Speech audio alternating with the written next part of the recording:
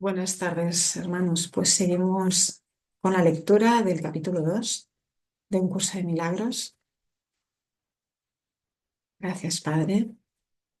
Gracias, Maestro.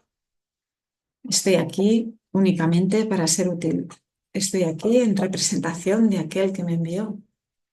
No tengo que preocuparme por lo que debo decir ni por lo que debo hacer, pues aquel que me envió me guiará. Me siento satisfecha de estar donde quiera que Él desee, porque sé que Él estará allí conmigo. Sanaré a medida que le permita enseñarme a sanar.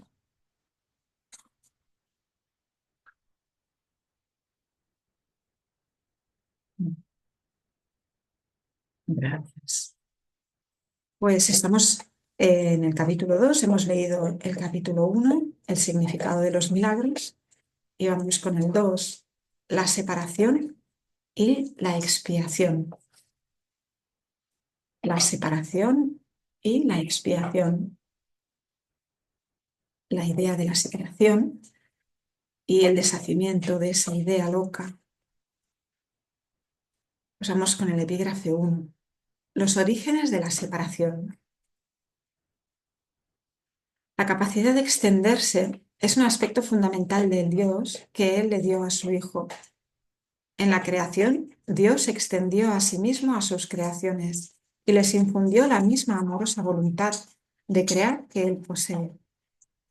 No solo fuiste plenamente creado, sino que fuiste creado perfecto. No existe vacuidad en ti. Debido a la semejanza que guardas con tu Creador, eres creativo. Ningún hijo de Dios puede perder esa facultad, ya que es inherente a lo que Él es, pero puede usarla de forma inadecuada al proyectar. El uso inadecuado de la extensión, la proyección, tiene lugar cuando crees que existe en ti alguna carencia o vacuidad y que puedes suplirla con tus propias ideas en lugar de con la verdad. Este proceso comprende los siguientes pasos. Primero, crees que tu mente puede cambiar lo que Dios creó.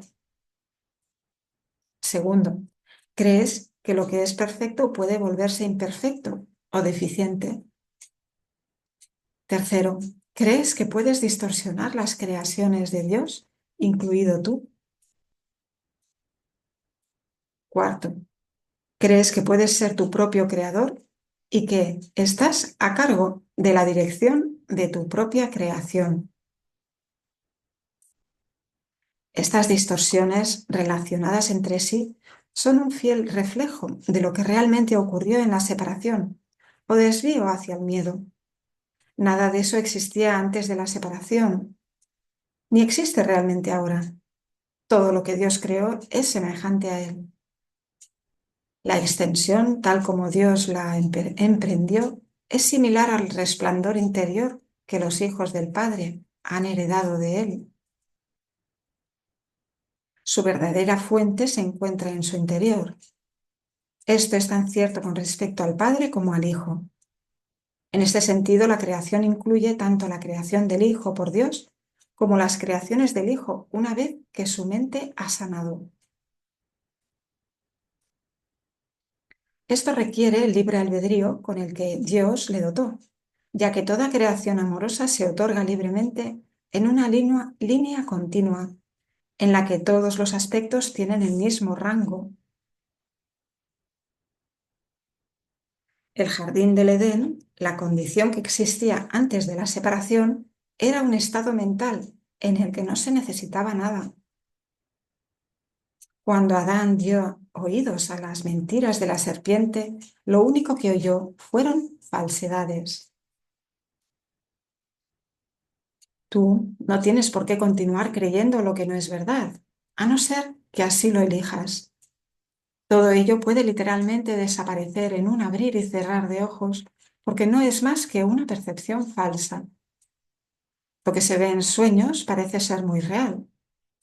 Lo que es más, en la Biblia se menciona que sobre Adán se abatió un sueño profundo, mas no se hace referencia en ninguna parte a que haya despertado. El mundo no ha experimentado todavía ningún despertar, o renacimiento completo. Un renacer así es imposible mientras sigas proyectando o creando falsamente. No obstante, la capacidad de extender tal como Dios te extendió su espíritu permanece todavía dentro de ti. En realidad, esta es tu única alternativa, pues se te dio el libre albedrío para que te deleitaras creando lo perfecto.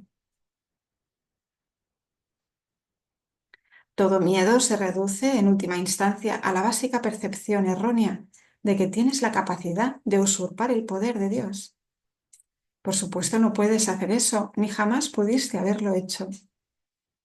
En esto se basa el que puedas escaparte del miedo. Te liberas cuando aceptas la expiación, lo cual te permite darte cuenta de que en realidad tus errores nunca ocurrieron. Solo después del sueño profundo que se abatió sobre Adán pudo éste experimentar pesadillas. Si de repente se enciende una luz cuando alguien está teniendo un sueño aterrador, puede que inicialmente interprete la luz como parte de su sueño y tenga miedo de ella. Sin embargo, cuando despierte, la percibirá correctamente como su liberación del sueño, al que dejará entonces de atribuir realidad. Esta liberación no se basa en ilusiones. El conocimiento que ilumina no solo te libera, sino que también te muestra claramente que eres libre.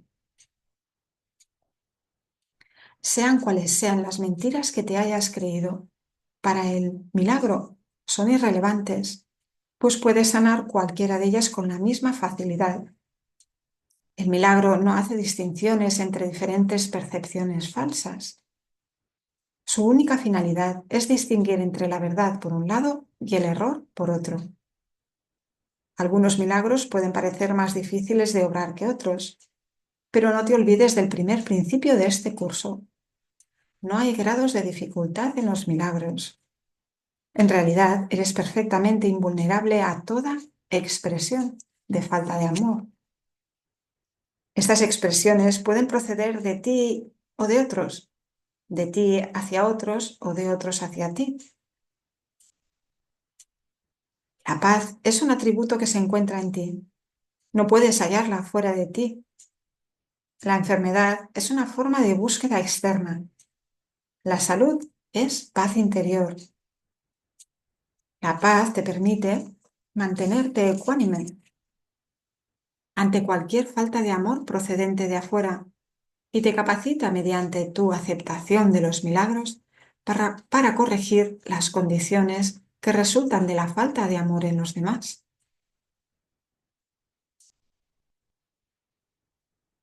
Epígrafe 2. La expiación como defensa. Puedes hacer cualquier cosa que yo te pida. Te he pedido que obres milagros y he dejado claro que los milagros son naturales, correctivos, sanadores y universales. No hay nada que no puedan lograr, pero no pueden llevarse a cabo con un espíritu de duda o de temor. Cuando tienes miedo de algo, estás admitiendo que ello tiene el poder de hacerte daño. Recuerda que donde esté tu corazón, allí estará tu tesoro. Crees en lo que consideras valioso.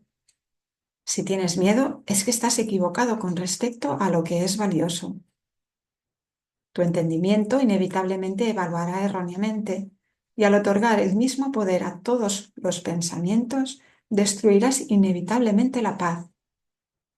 Por eso es por lo que la Biblia habla de la paz de Dios que supera todo razonar. No hay error que pueda alterar esa paz en lo más mínimo. Dicha paz no permite que nada que no proceda de Dios te afecte. Este es el uso correcto de la negación.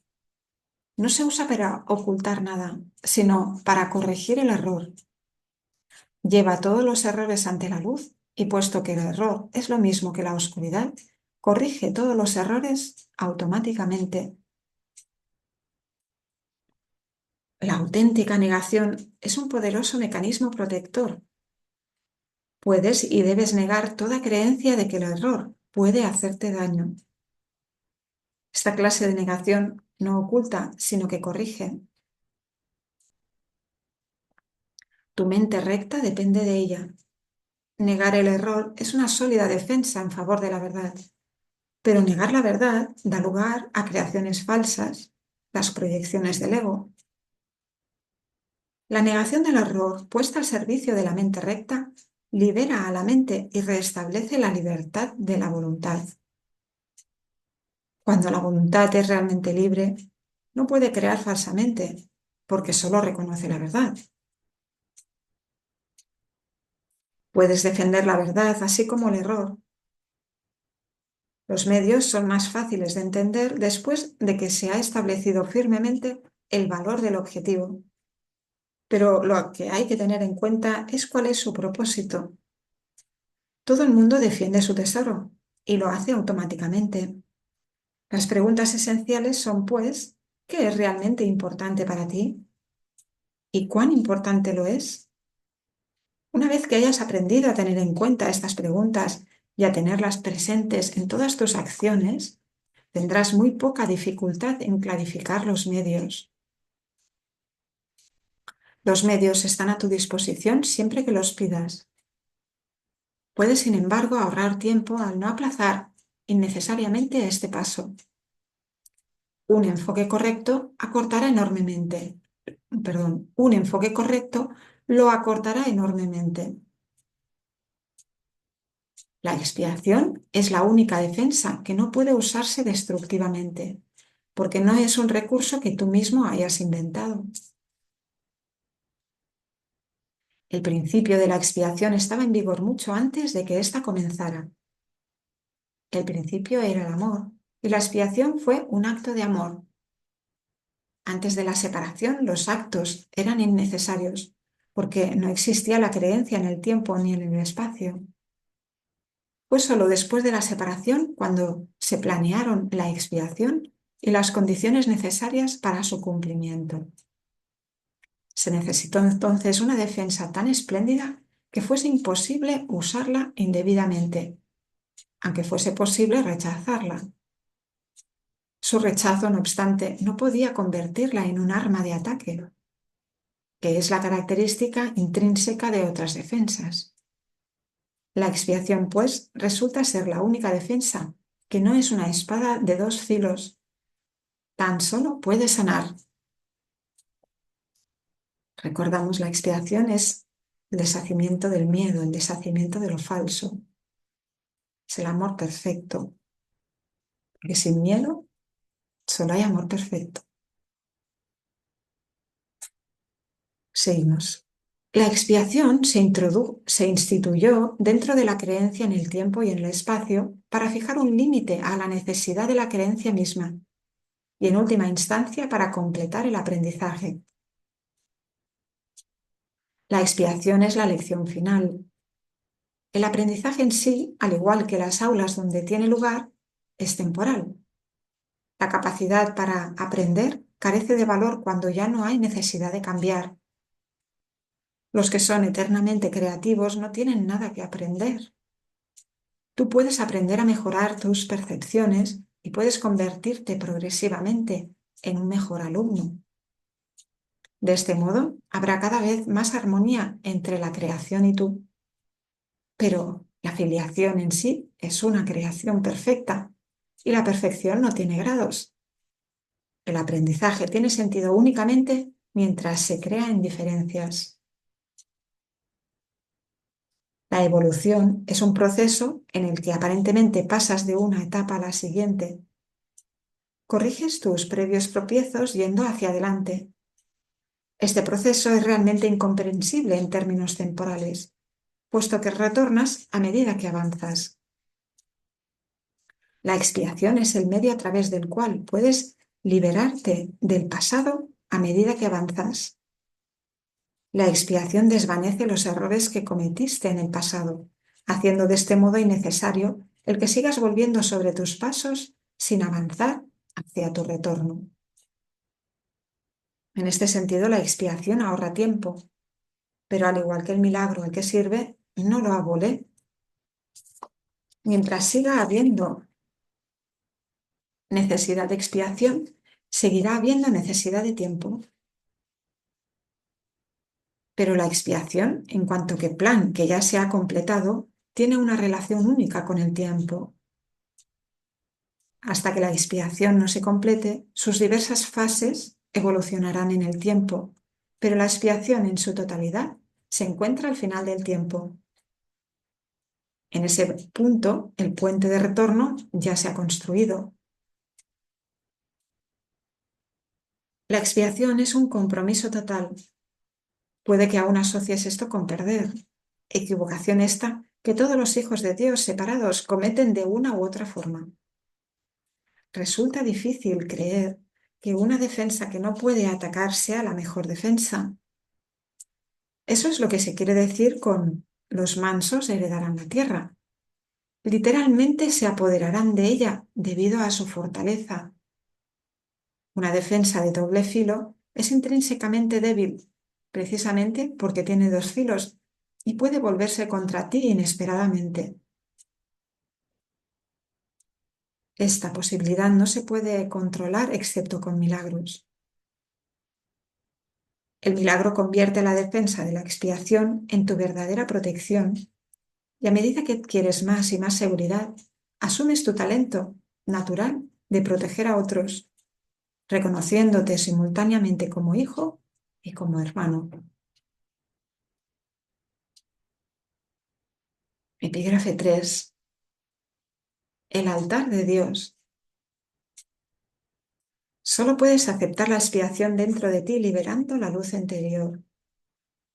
Desde la separación, las defensas se han usado casi exclusivamente para defenderse contra la expiación y mantener así vigente la separación. Generalmente esto se manifiesta como una necesidad de proteger el cuerpo.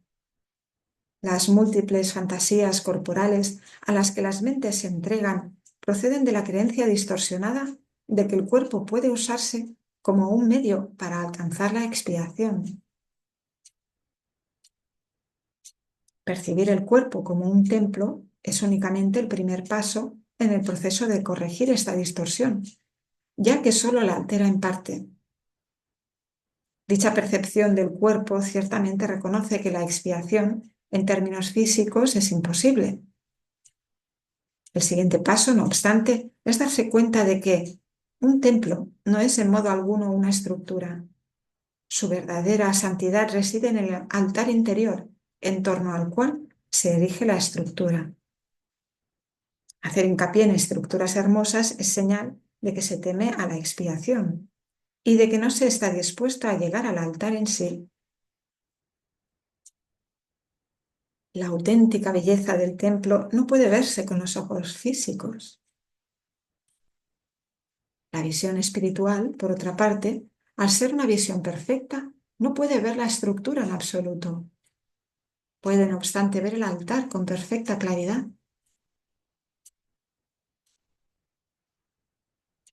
Para que la eficacia de la expiación sea perfecta, a ésta le corresponde estar en el centro del altar interior, desde donde subsana la separación y restituye la plenitud de la mente.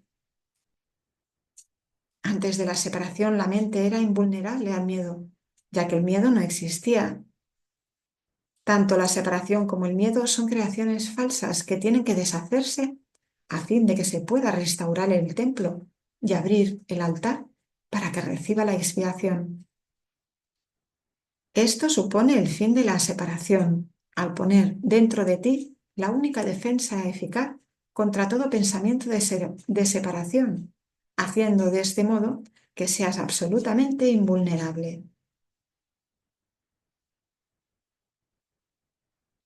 El que todos acepten la expiación es solo cuestión de tiempo.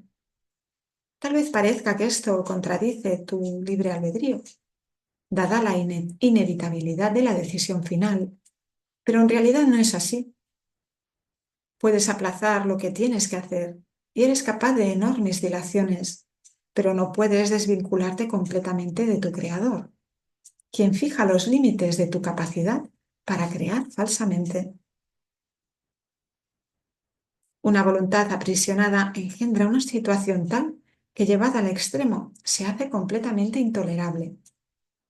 La resistencia al dolor puede ser grande, pero no es ilimitada.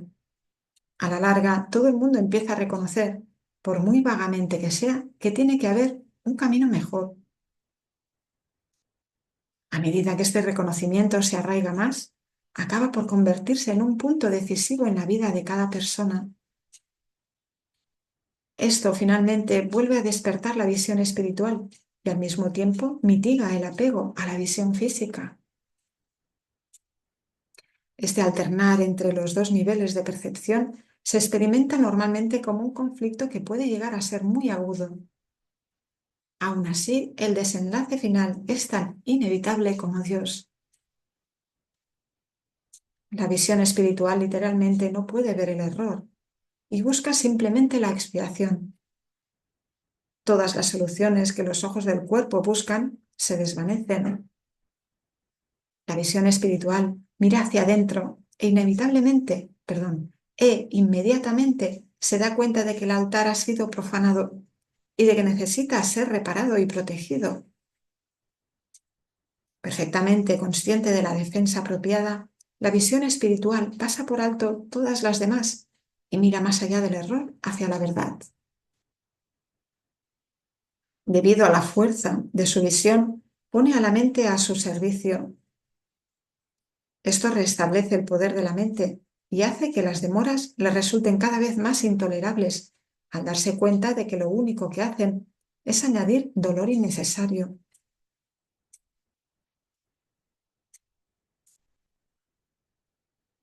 Como resultado de ello, la mente se vuelve cada vez más sensible a lo que antes habría considerado solo pequeñas molestias. Los hijos de Dios tienen derecho al perfecto bienestar que resulta de tener perfecta confianza. Hasta que no logran esto, se agotan a sí mismos y desperdician sus verdaderos poderes creativos en fútiles intentos de obtener un mayor bienestar, valiéndose de medios inadecuados. Sin embargo, los medios reales ya les han sido provistos y no requieren esfuerzo alguno por su parte. La expiación es la única ofrenda digna de ser ofrecida en el altar de Dios, debido al valor que el altar en sí tiene. Fue creado perfecto y es absolutamente digno de recibir perfección.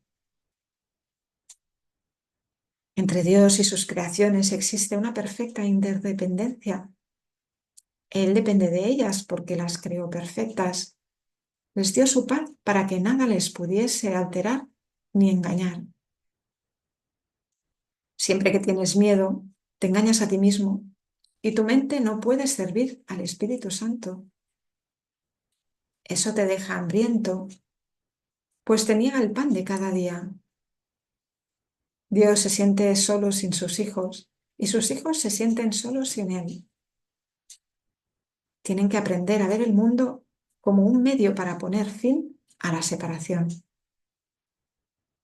La expiación es la garantía de que finalmente lo lograrán.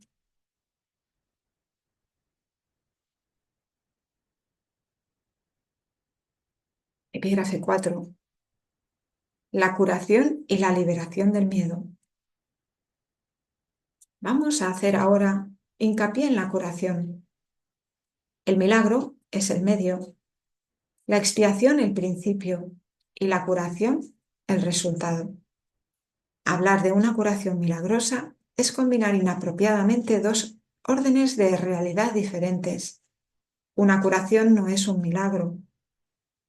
La expiación, el último milagro, es un remedio y cualquier clase de curación es su resultado. Es irrelevante a qué clase de error se aplique la expiación. Toda curación es esencialmente una liberación del miedo. Para poder llevarla a cabo, tú mismo debes estar libre de todo miedo. No entiendes lo que es la curación debido a tu propio miedo. Un paso importante en el plan de la expiación es deshacer el error en todos los niveles. La enfermedad o mentalidad no recta es el resultado de una confusión de niveles, pues siempre comporta la creencia de que lo que está mal en un nivel puede afectar adversamente a otro. Nos hemos referido a los milagros como un medio de corregir la confusión de niveles, ya que todos los errores tienen que corregirse en el mismo nivel en el que se originaron. Solo la mente puede errar. El cuerpo solo puede actuar equivocadamente cuando está respondiendo a un pensamiento falso. El cuerpo no puede crear y la creencia de que puede, error básico, da lugar a todos los síntomas físicos. Las enfermedades físicas implican la creencia en la magia. La distorsión que dio lugar a la magia se basa en la creencia de que existe una capacidad creativa en la materia que la mente no puede controlar. Este error puede manifestarse de dos formas. Se puede creer que la mente puede crear falsamente en el cuerpo o que el cuerpo puede crear falsamente en la mente. Cuando se comprende que la mente, el único nivel de creación, no puede crear más allá de sí misma, ninguno de esos dos tipos de confusión tiene por qué producirse. Solo la mente puede crear porque el espíritu ya fue creado y el cuerpo es un recurso de aprendizaje al servicio de la mente. Los recursos de aprendizaje no son lecciones en sí mismos. Su propósito es simplemente facilitar el aprendizaje. Lo peor que puede ocurrir cuando se usan indebidamente es que no lo faciliten. De por sí, un recurso de aprendizaje no tiene poder para producir verdaderos errores en el aprendizaje. El cuerpo, si se le entiende correctamente, comparte la invulnerabilidad de la expiación en lo que respecta a las defensas de doble filo. Ello es así, no porque sea un milagro, sino porque de por sí no da lugar a interpretaciones falsas. El cuerpo es sencillamente parte de tu experiencia en el mundo físico. Se puede exagerar el valor de sus capacidades y con frecuencia se hace. Sin embargo, es casi imposible negar su existencia en este mundo. Los que lo hacen se dedican a una forma de negación particularmente inútil. En este caso, el término inútil significa únicamente que no es necesario proteger a la mente negando lo no mental. Si uno niega este desafortunado aspecto del poder de la mente, está negando también el poder mismo.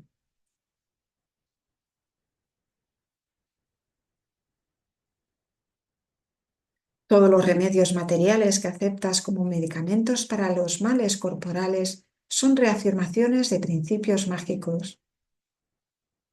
Este es el primer paso que nos conduce a la creencia de que el cuerpo es el causante de sus propias enfermedades. El segundo paso en falso es tratar de curarlo por medio de agentes no creativos. Esto no quiere decir, sin embargo, que el uso de tales agentes con propósitos correctivos sea censurable. A veces la enfermedad tiene tan aprisionada la mente que temporalmente le impide a la persona tener acceso a la expiación. En ese caso, tal vez sea prudente usar un enfoque conciliatorio entre el cuerpo y la mente, en el que a algo externo se le adjudica temporalmente la creencia de que puede curar.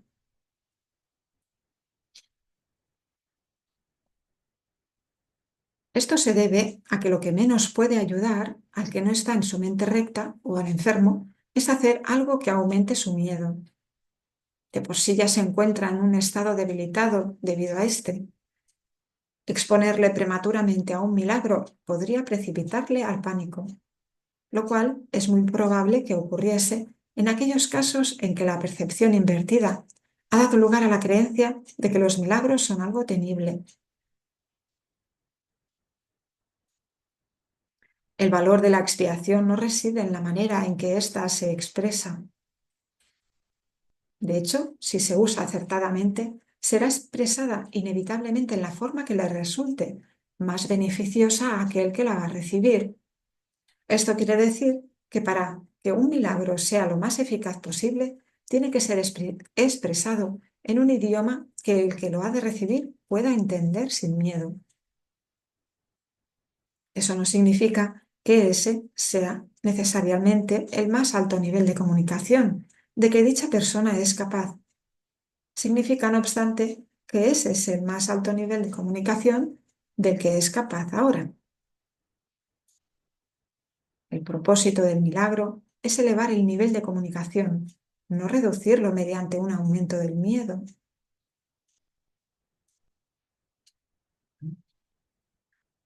Epígrafe 5. La función del obrador de milagros. Antes de que los obradores de milagros estén listos para emprender su función en este mundo, es esencial que comprendan cabalmente el miedo que se le tiene a la liberación. De lo contrario, podrían fomentar inadvertidamente la creencia de que la liberación significa aprisionamiento, creencia que, de por sí, ya es muy prevaleciente. Esta percepción errónea procede a su vez de la creencia de que el daño puede limitarse solo al cuerpo. Ello se debe al miedo subyacente de que la mente puede hacerse daño a sí misma. Ninguno de esos dos errores es significativo, ya que las creaciones falsas de la mente en realidad no existen. Este reconocimiento es un recurso protector mucho más eficaz que cualquier forma de confusión de niveles, porque introduce la corrección al nivel del error. Es esencial recordar que solo la mente puede crear y que la corrección solo puede tener lugar en el nivel del pensamiento. Para ampliar algo que ya se mencionó anteriormente, el espíritu ya es perfecto y por lo tanto no requiere corrección. El cuerpo no existe excepto como un recurso de aprendizaje al servicio de la mente. Este recurso de aprendizaje de por sí no comete errores porque no puede crear. Es obvio, pues, que inducir a la mente a que renuncie a sus creaciones falsas es la única aplicación de la capacidad creativa que realmente tiene sentido. La magia es el uso insensato o mal creativo de la mente. Los medicamentos físicos son una forma de hechizo, pero si tienes miedo de usar la mente para curar, no debes intentar hacerlo. El hecho mismo de que tengas miedo hace que tu mente sea vulnerable a crear falsamente. Es probable, por lo tanto, que no entiendas correctamente cualquier curación que pudiera producirse. Y puesto que el egocentrismo va normalmente acompañado de miedo, tal vez no puedas aceptar la verdadera fuente de la curación. En tal caso, es menos arriesgado depender temporalmente de artificios curativos físicos, ya que no puedes percibirlos erróneamente como tus propias creaciones.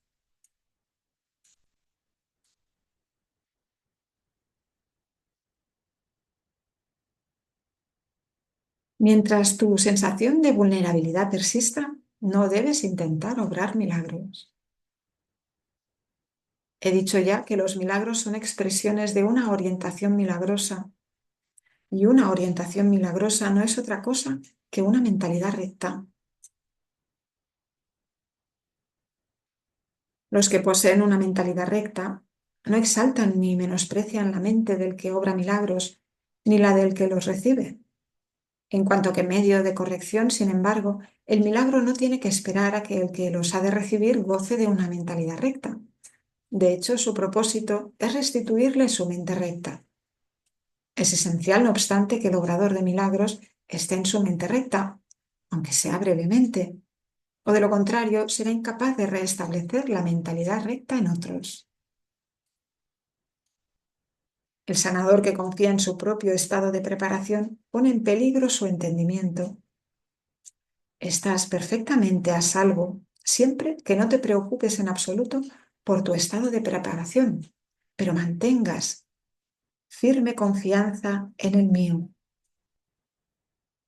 Si tus inclinaciones a obrar milagros no están funcionando debidamente, es siempre porque el miedo se ha infiltrado en tu mentalidad recta y la ha invertido. Toda forma de mentalidad no recta es el resultado de negarte a aceptar la expiación para ti mismo. Si la aceptases, estarías en una posición desde la que podrías reconocer que los que tienen necesidad de curación son simplemente aquellos que aún no se han dado cuenta de que la mentalidad recta es en sí la curación. Bien. La única responsabilidad del obrador de milagros es aceptar la expiación para sí mismo. Esto significa que reconoces que la mente es el único nivel creativo y que la expiación puede sanar sus errores. Una vez que hayas aceptado esto, tu mente podrá solamente sanar. Al negarle a tu mente cualquier potencial destructivo y restituir de nuevo sus poderes estrictamente constructivos, te colocas en una posición desde la que puedes eliminar la confusión de niveles en otros. El mensaje que entonces les comunicas es el hecho irrefutable de que sus mentes son igualmente constructivas y de que sus creaciones falsas no pueden hacerles daño. Al afirmar esto, liberas a la mente de la tendencia a exagerar el valor de su propio recurso de aprendizaje y la restituyes a su verdadero papel de estudiante.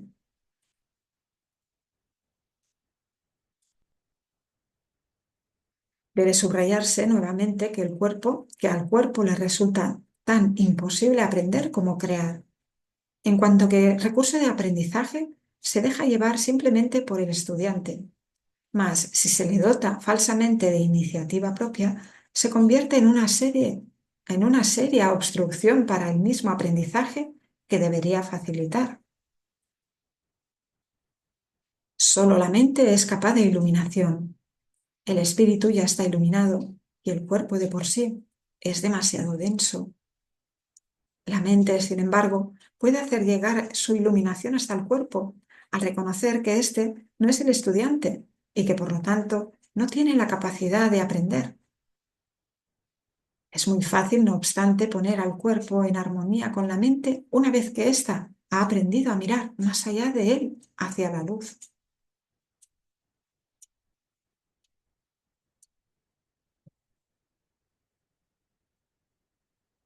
El aprendizaje que verdaderamente corrige comienza siempre con el despertar del espíritu y con el rechazo de la fe en la visión física. Esto frecuentemente entraña temor, ya que tienes miedo de lo que tu visión espiritual te mostraría. Anteriormente dije que el Espíritu Santo no puede ver errores y que solo puede mirar más allá de ellos hacia la defensa de la expiación. No cabe duda de que esto puede producir incomodidad, mas la incomodidad no es el resultado final de la percepción. Cuando se le permite al Espíritu Santo contemplar la profanación del altar, él mira de inmediato también hacia la expiación. Nada que él perciba puede producir miedo. Todo lo que resulta de la conciencia espiritual simplemente se canaliza hacia la corrección. La incomodidad se manifiesta únicamente para traer a la conciencia la necesidad de corrección. El miedo a la curación surge en última instancia de no estar uno completamente dispuesto a aceptar que la curación es necesaria. Lo que el ojo físico ve no es correctivo, ni tampoco es posible corregir el error mediante ningún medio físicamente visible. Mientras creas en lo que tu visión física te muestra, tus intentos de corregir procederán de un falso asesoramiento.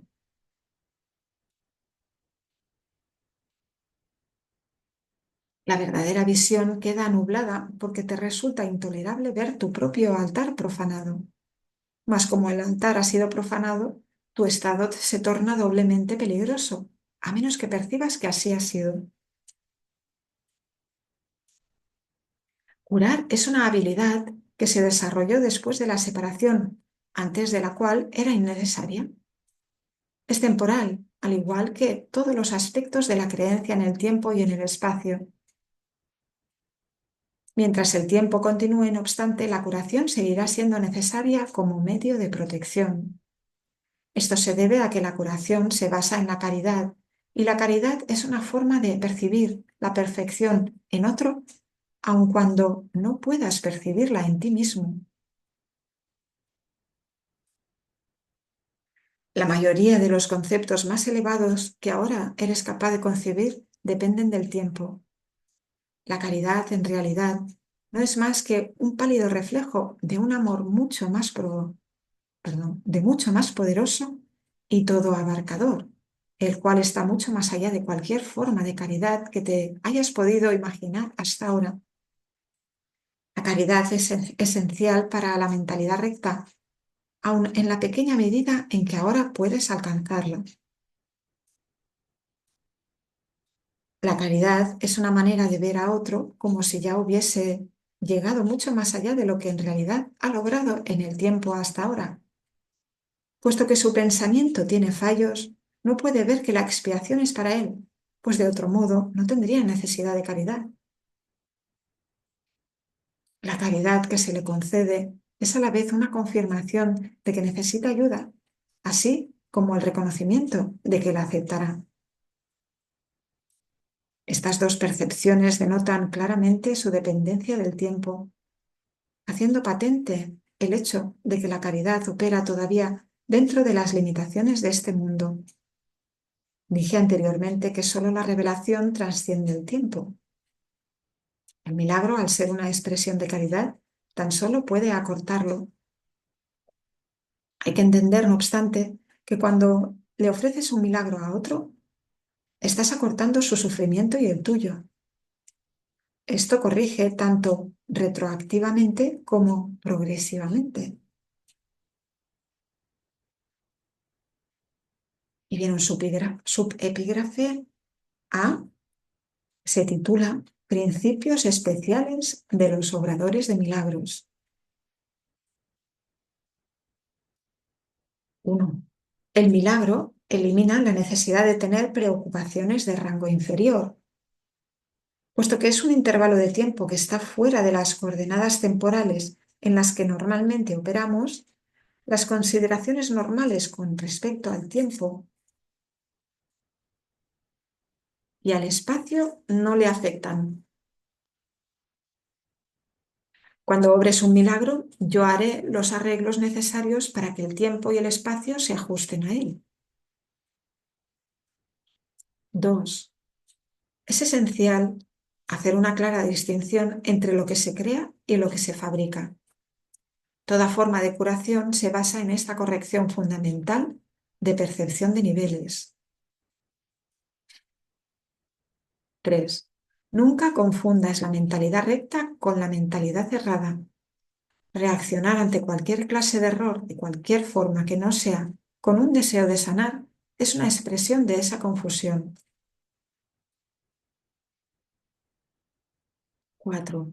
El milagro es siempre la negación de ese error y la afirmación de la verdad.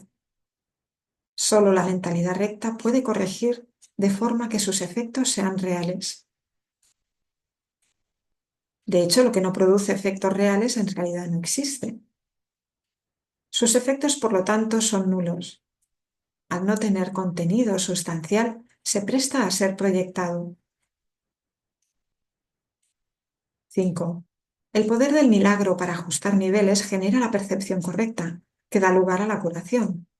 Hasta que eso no ocurra, será imposible entender lo que es la curación. El perdón es un gesto vacío a menos que conlleve corrección. Sin ella, lo que hace es básicamente juzgar en vez de sanar. 6. El perdón que procede de una orientación milagrosa tan solo ofrece corrección. No posee elementos de juicio en absoluto. La frase, Padre, perdónalos porque no saben lo que hacen, no evalúa en modo alguno lo que las personas en cuestión estén haciendo. Es una petición a Dios para que sane sus mentes. En ella no se hace referencia al resultado del error, pues no es, pues eso es irrelevante.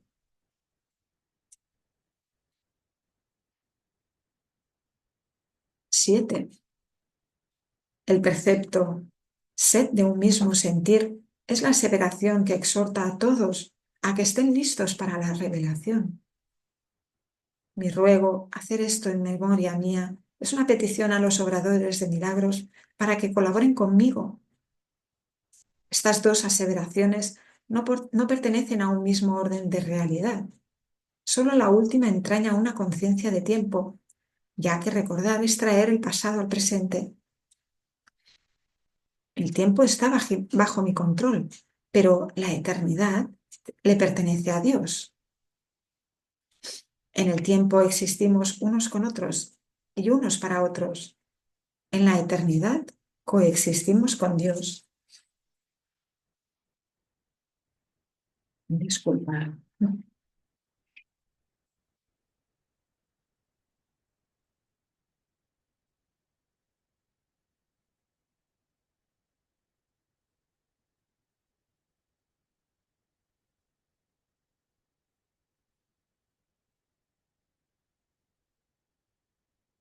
8. Puedes hacer mucho en favor de tu propia curación y la de los demás si en situaciones en las que se requiere tu ayuda piensas de la siguiente manera. Estoy aquí únicamente para ser útil. Estoy aquí en representación de aquel que me envió. No tengo que preocuparme por lo que debo decir ni por lo que debo hacer, pues aquel que me envió me guiará. Me siento satisfecho de estar donde quiera que Él desee, porque sé que Él estará allí conmigo. Sanaré a medida que le permita enseñarme a sanar.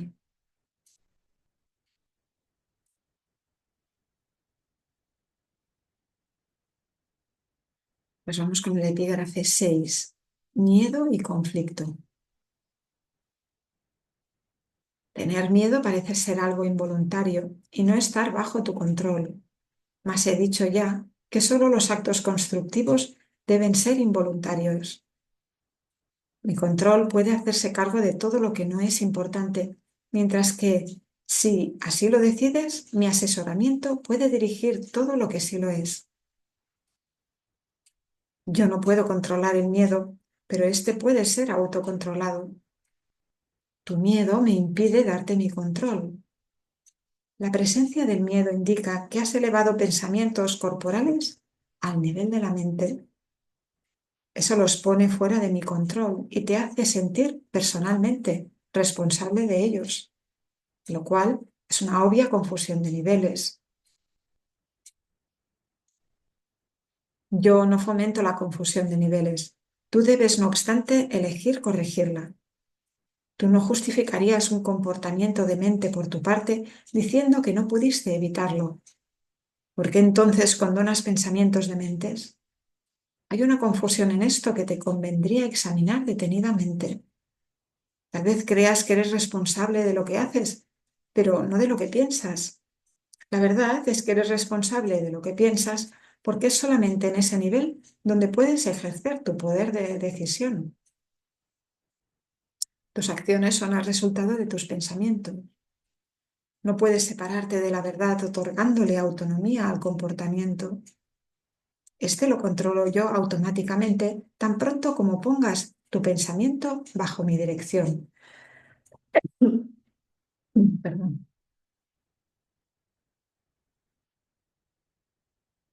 Siempre que tienes miedo es señal inequívoca de que le has permitido a tu mente crear falsamente y de que no me has permitido guiarla. De nada sirve pensar que controlando los resultados de cualquier pensamiento falso se puede producir una curación. Cada vez que tienes miedo es porque has tomado una decisión equivocada. Esa es la razón por la que te sientes responsable de ello. Tienes que cambiar de mentalidad, no de comportamiento, y eso es cuestión de que estés dispuesto a hacerlo. No necesitas orientación alguna excepto a nivel mental. La corrección debe llevarse a cabo únicamente en el nivel en el que es posible el cambio.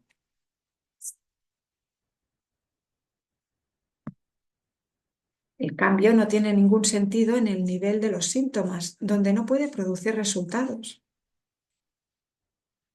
Deshacer el miedo es tu responsabilidad. Cuando pides que se te libere del miedo, estás implicando que no lo es. En lugar de ello, deberías pedir ayuda para cambiar las condiciones que lo suscitaron. Esas condiciones siempre entrañan el estar dispuesto a permanecer separado.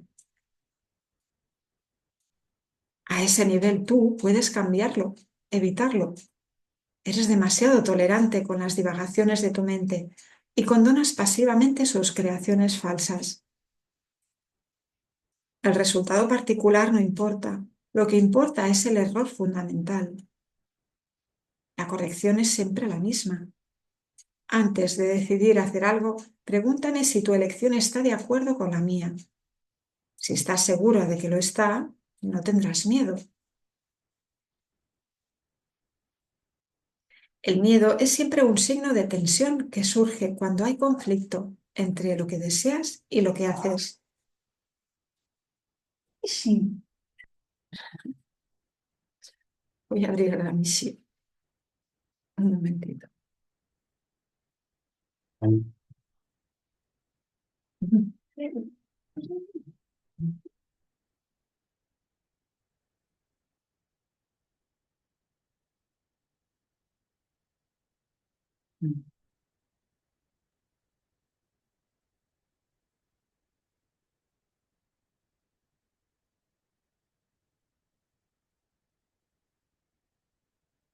Vamos a empezar en el párrafo 5. Estamos en el epígrafe 6, miedo y conflicto. Miedo y conflicto. Párrafo 5.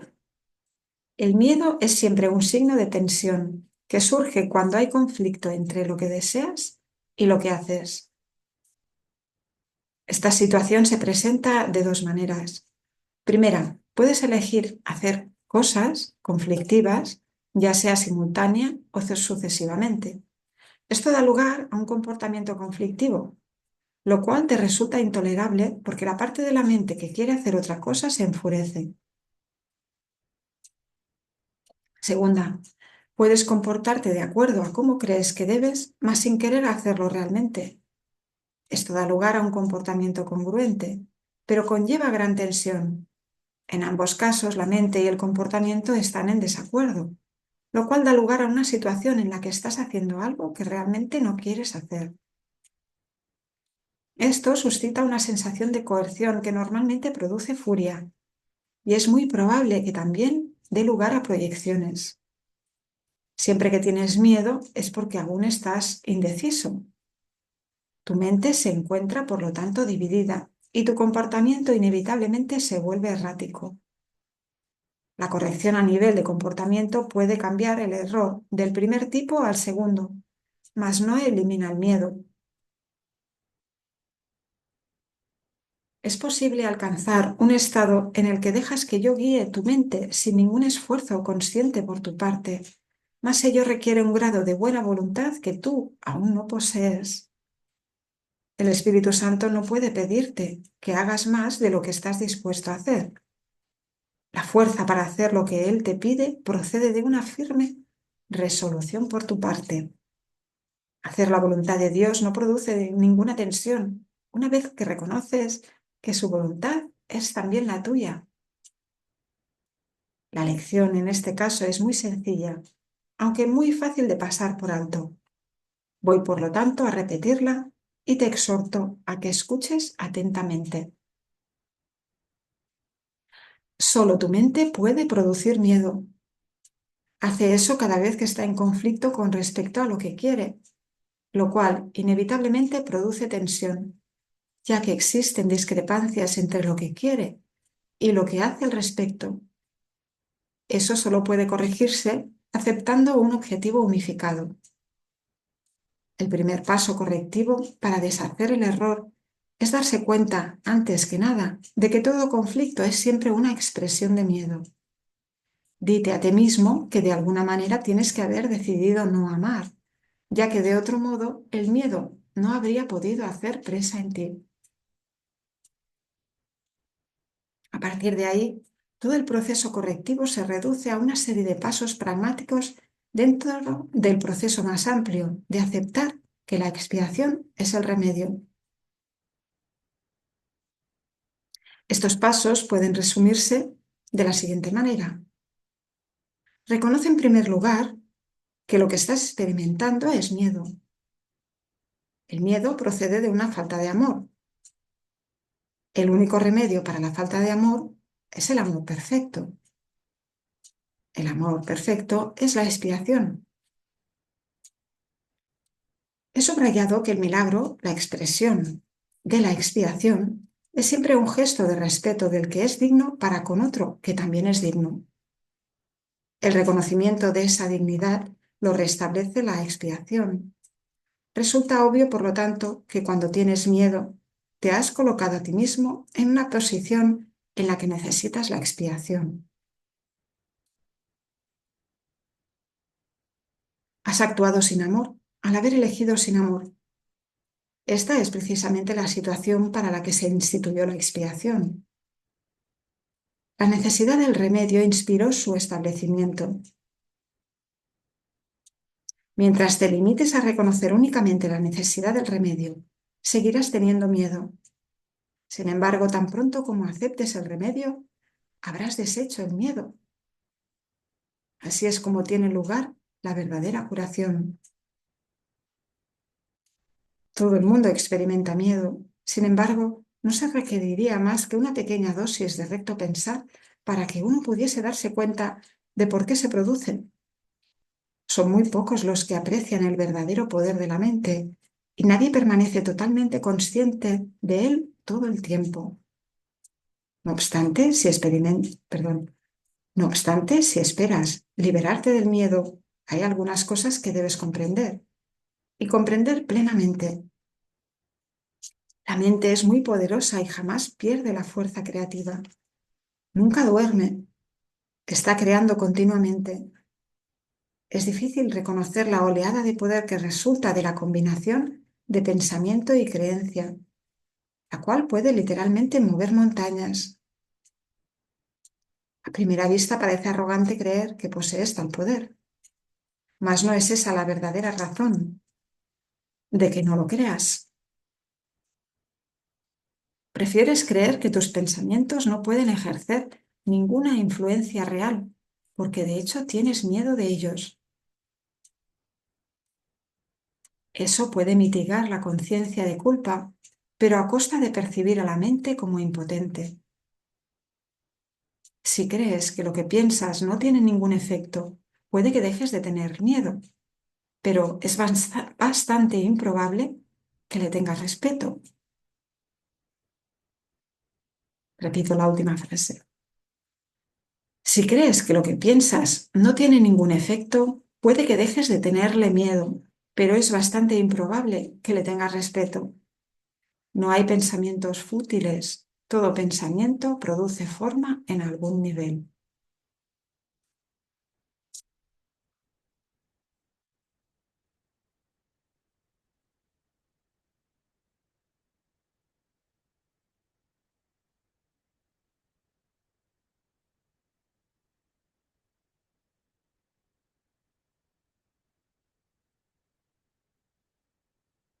Seguimos con el epígrafe 7. Causa y efecto. Puede que todavía te quejes de que tienes miedo, pero aún así sigues atemorizándote a ti mismo. He indicado ya que no puedes pedirme que te libere del miedo. Yo sé que no existe, pero tú no. Si me interpusiese entre tus pensamientos y sus resultados, estaría interfiriendo en la ley básica de causa y efecto, la ley más fundamental que existe. De nada te serviría el que yo menospreciase el poder de tu pensamiento. Ello se opondría directamente al propósito de este curso. Es mucho más eficaz que te recuerde que no ejerces suficiente vigilancia con respecto a tus pensamientos. Tal vez pienses que a estas alturas solo un milagro te capacitaría para hacer eso, lo cual es absolutamente cierto.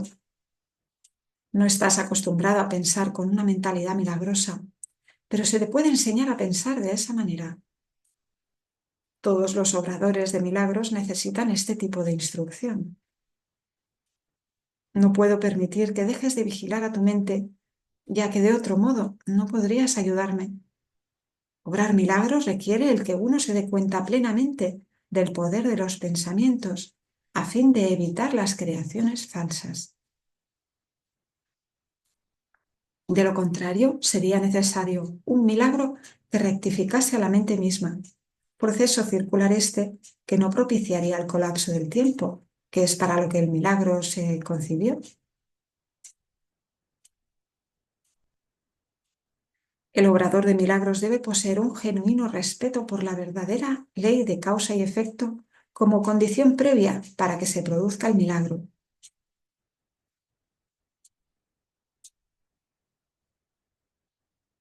Tanto el milagro como el miedo proceden de pensamientos. Si no eres libre de elegir uno, tampoco serás libre de elegir el otro. Al elegir el milagro, rechazas el miedo, aunque solo sea temporalmente. Te has sentido temeroso de todo el mundo y de todas las cosas. Tienes miedo de Dios, de mí y de ti mismo. Nos has percibido erróneamente o creado falsamente y crees en lo que has fabricado. No habrías podido hacer nada de eso si no hubieses tenido miedo de tus propios pensamientos. Los temerosos no pueden sino crear falsamente, puesto que perciben erróneamente la creación. Cuando creas falsamente no puedes sino sufrir. El principio de causa y efecto se convierte ahora en un verdadero catalizador, aunque solo sea temporalmente. En realidad, causa es un término que le responde propiamente a Dios, y su efecto es su Hijo. Esto supone una serie de relaciones de causa y efecto completamente diferentes de las que tú introduces en tus creaciones falsas. El conflicto fundamental en este mundo es, pues, entre la creación y la creación falsa. Todo miedo está implícito en la segunda y todo amor en la primera. El conflicto es, por lo tanto, entre el amor y el miedo. Ya hemos dicho que crees que no puedes controlar el miedo porque tú mismo lo inventaste y tu creencia en él parece ponerlo fuera de tu control. Sin embargo, todo intento de resolver el error tratando de dominar el miedo es inútil. De hecho, eso no hace más que corroborar su poder, al asumir que necesita ser dominado. La verdadera solución descansa enteramente en alcanzar el dominio por medio del amor. En el interín, no obstante, la sensación de conflicto es inevitable, ya que te has colocado a ti mismo en una posición en la que crees en el poder de algo que no existe.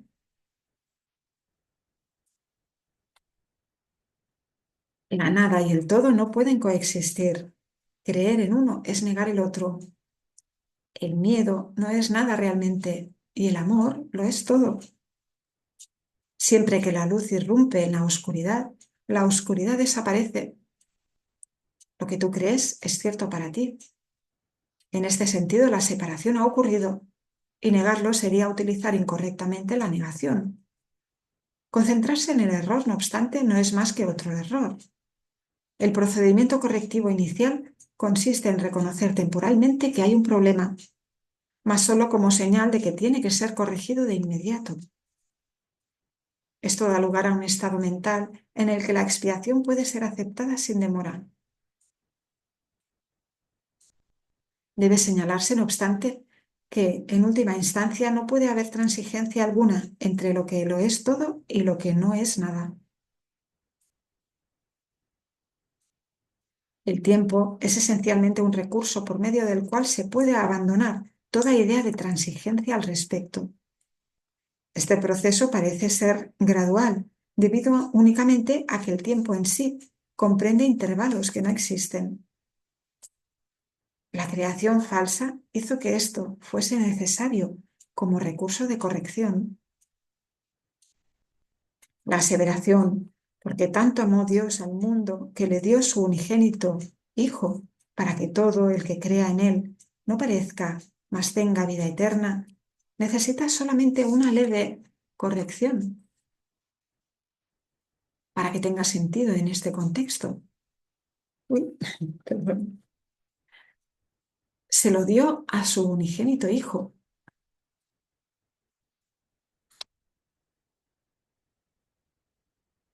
Que tanto amó Dios al mundo que le dio su unigénito Hijo para que todo el que creyera en Él no perezca, mas tenga vida eterna.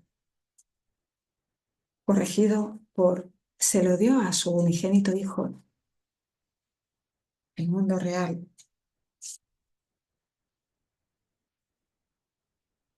Debe observarse con especial atención que Dios tiene solamente un Hijo. Si todas las creaciones de Dios son hijos suyos, cada una de ellas tiene que ser parte integral de toda la filiación.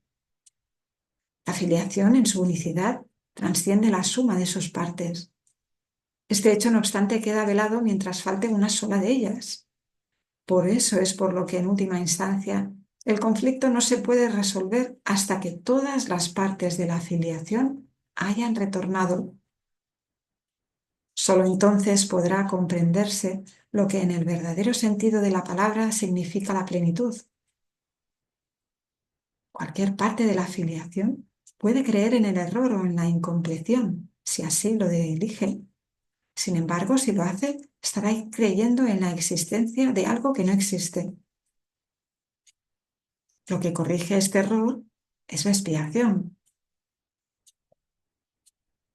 Ya he hablado brevemente acerca de la condición de estar listo, pero tal vez pueda ser útil mencionar aquí algunos puntos adicionales. Estar listo es solo el prerequisito para que se pueda lograr algo. No se debe confundir una cosa con la otra. Tan pronto como se da la condición de estar listo, también se da, en cierta medida, el deseo de querer lograr algo, si bien este no es necesariamente un deseo indiviso. Dicha condición de estar listo no es más que el potencial para que pueda tener lugar un cambio de mentalidad. La confianza no puede desarrollarse plenamente hasta que no se haya alcanzado un dominio total. Hemos tratado ya de corregir el error fundamental de que es posible dominar el miedo y hemos enfatizado que el verdadero dominio solo se puede alcanzar por medio del amor. Estar listo es solo el comienzo de la confianza. Tal vez pienses que esto implica que tiene que transcurrir mucho tiempo entre el momento en que estás listo y aquel en el que alcanzas el dominio. Pero permíteme recordarte que el tiempo y el espacio están bajo mi control.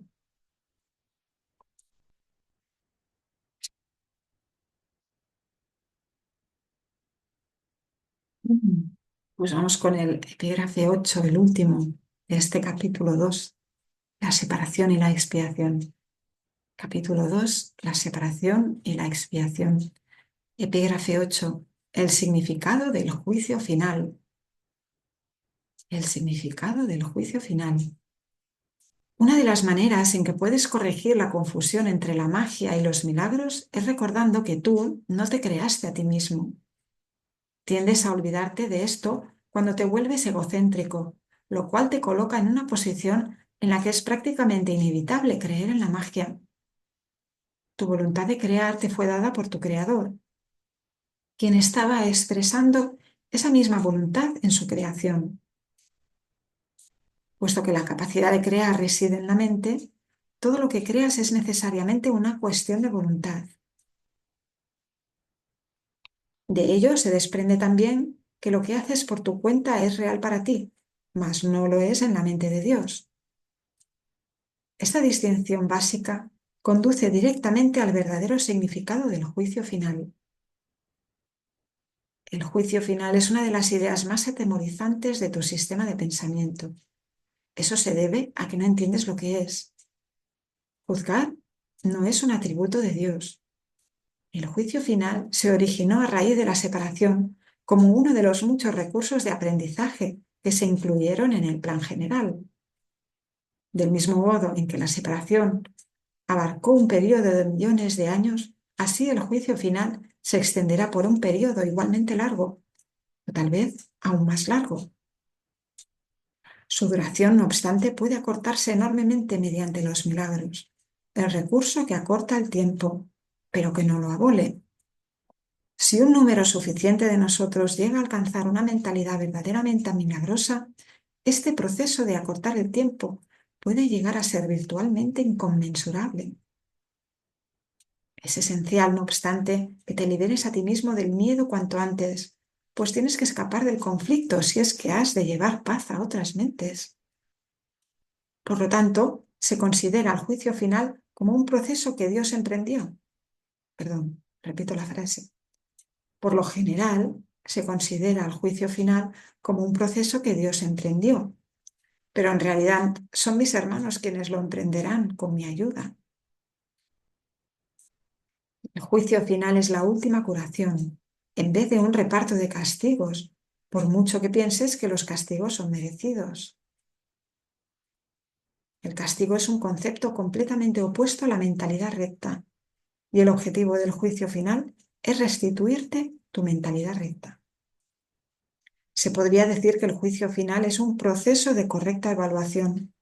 Significa simplemente que todos llegarán por fin a entender qué es lo que tiene valor y qué es lo que no lo tiene. Después de que esto ocurra, la capacidad para elegir podrá ser dirigida racionalmente. Pero hasta que no se haga esa distinción, las oscilaciones entre la voluntad libre y la aprisionada no podrán sino continuar.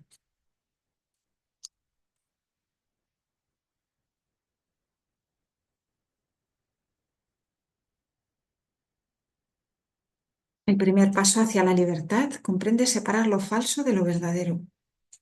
Este es un proceso de separación en el sentido de Este es un proceso de separación en el sentido constructivo de la palabra y refleja el verdadero significado de la Apocalipsis. Al final cada cual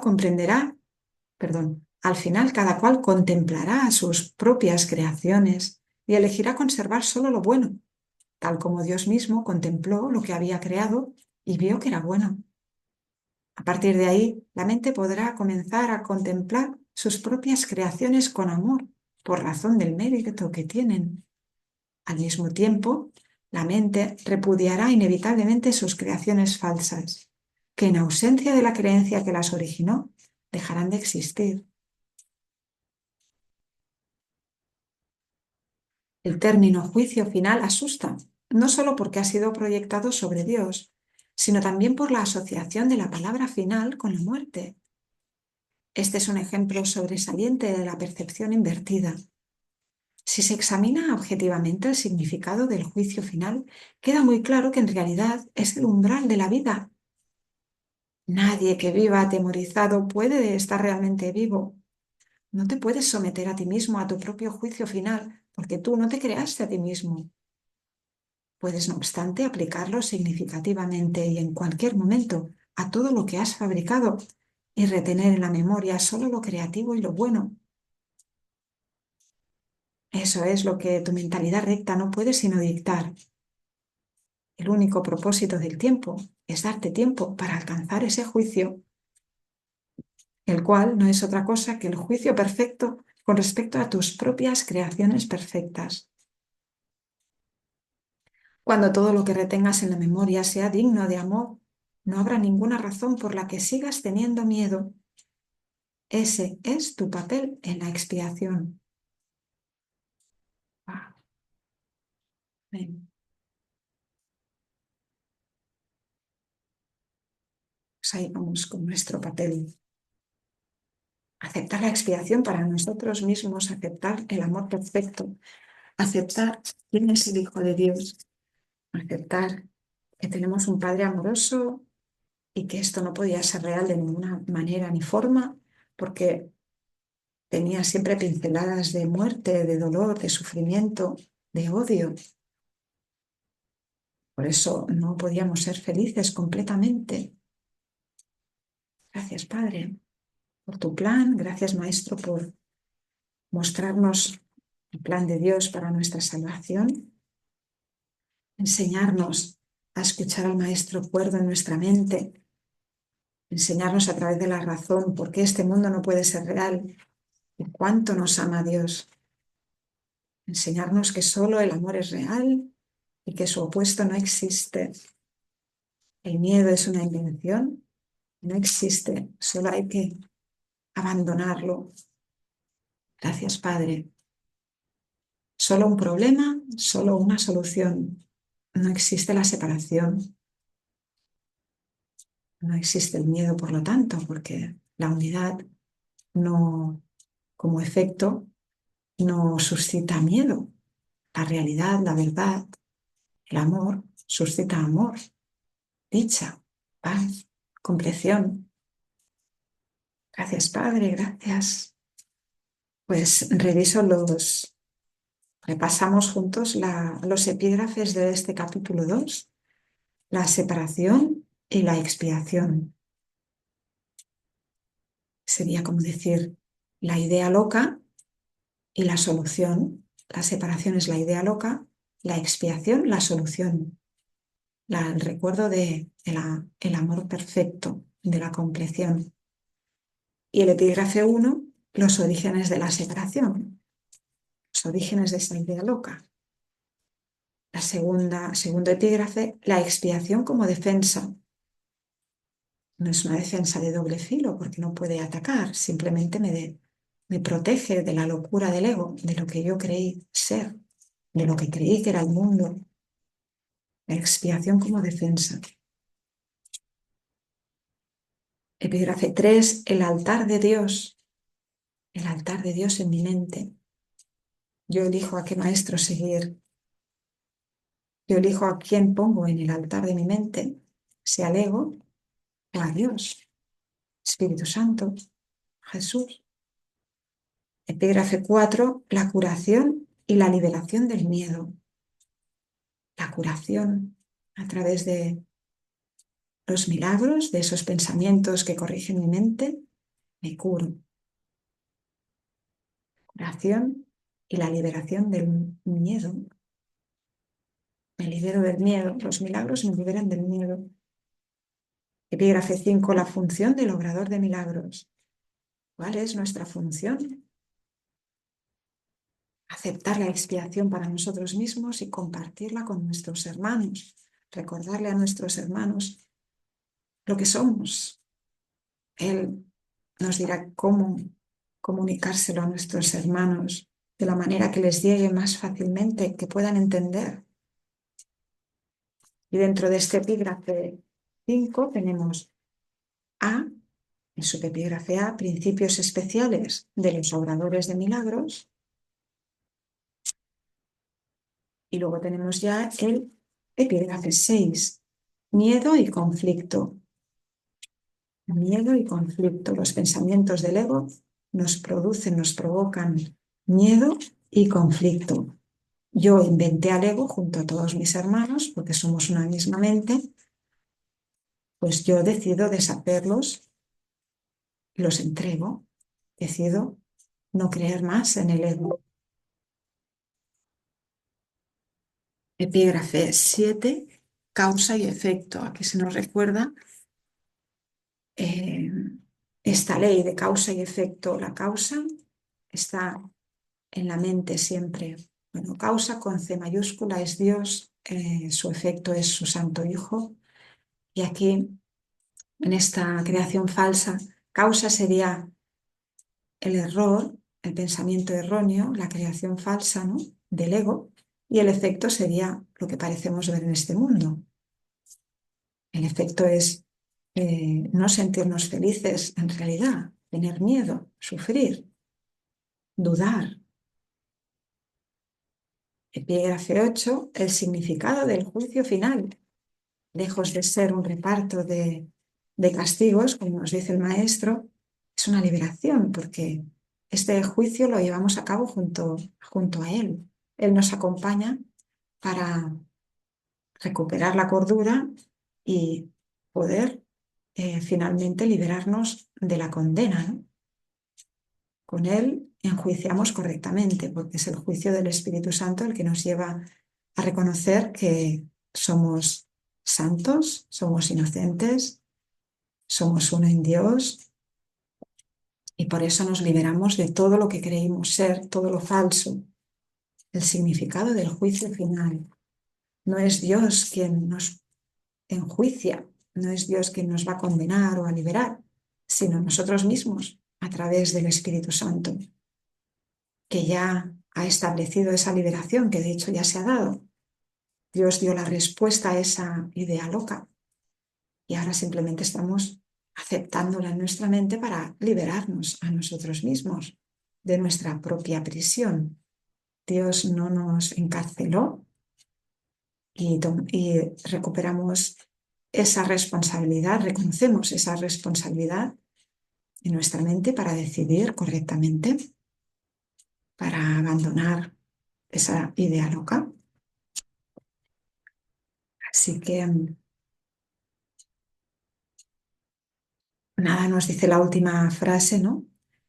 Que demos amor, porque eso es lo que somos, que aceptemos el amor que somos, que sanemos a través de ese pensamiento milagroso, que nos regocijemos en la creación de Dios y que llevemos ese pensamiento milagroso a todos nuestros hermanos aquí y ahora y donde se nos lleve. Gracias, Padre. Pues estaremos leyendo el próximo día el capítulo 3, Percepción Inocente. Percepción Inocente. Pues infinitas gracias, hermanos, por estar ahí, seguir estudiando, aprendiendo juntos, aprendices felices de un curso de milagros, ya sin temor, la muerte no existe, lo opuesto al amor es imposible, nos sentimos sostenidos, amados, bendecidos.